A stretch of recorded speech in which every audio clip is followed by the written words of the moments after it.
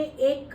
नियम बना लो कि जैसे हम कहते हैं ना कि हम एक नियम बनाते हैं कि हम उपवास करेंगे, हमारे शरीर के लिए बहुत अच्छा है। उपवास महीने में करो, हफ्ते में करो, आपकी इच्छा है, आप जितना उसको निभा सकते हो, आपके स्वास्थ्य के लिए अच्छा है। वैसे ही बाबा ने कहा कि अगर हम अन्न का उपवास करते हैं तो क्यों ना हम लोभ, लालच, घृणा, गंदे विचार, चुगली चकारी का भी उपवास करें। ये अपने मन में हमको उतार लेना है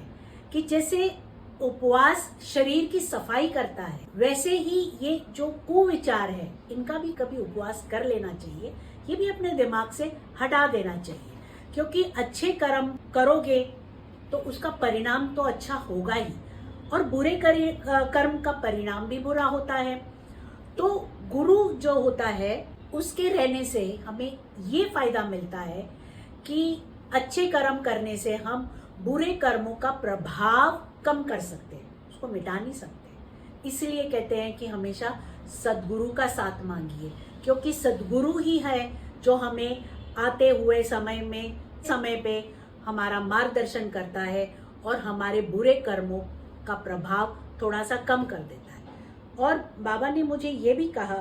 कि जितना हो सके अच्छी संगति में अपना समय व्यतीत करिए। अगर आपको लगता है कि ये मनुष्य आपके जीवन में सिर्फ कुविचार ही का बीजारोपण करता है, लालच का बीजारोपण करता है, गंदे विचारों का करता है बीजारोपण, गंदे विचार मतलब यही चुगली चकारी, बैठ गए, बुराइयां करते रहे, तो ऐसे लोगों से दूर रहिए। क्योंकि आप जब भी ऐसे लोगों से दूर रहोगे आपके दिमाग में ये सारी बातें आएंगी ही नहीं, क्योंकि अच्छे लोग जो हैं वो आपको अच्छी सलाह देंगे, और अगर आप कहीं गलत भी हो रहे हो तो वो आपको मार्गदर्शन है। जब हम अपनी चिंता को आस्था में परिवर्तित करते हैं तब ईश्वर हमारे संघर्ष को आशीर्वाद में परिवर्तित करता है, क्योंकि ये हमारे